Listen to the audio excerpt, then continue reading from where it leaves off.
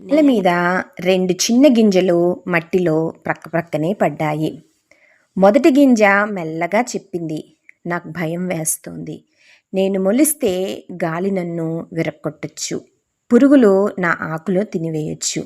నేలలోనే ఉండిపోవట సురక్షితం అని అది భయముతో కదలకుండా ఉండిపోయింది. రెండో గింజ, అది ఏం జరుగుతుందో తెలియదు, కానీ నేను సూర్యుని చూడాలి. అలా అది పైకి తొంగి చూసింది. మట్టిని చీల్చి వర్షాన్ని తట్టుకొని చివరికి ఒక మంచి పుష్పము వికసించింది.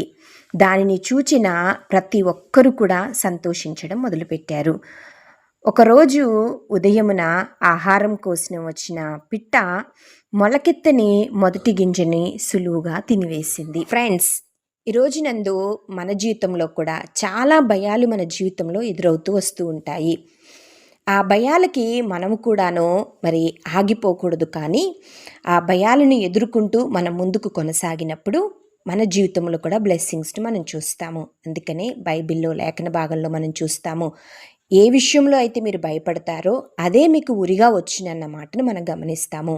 కాబట్టి భయపడక ముందుకు కొనసాగుదాము. God bless you all.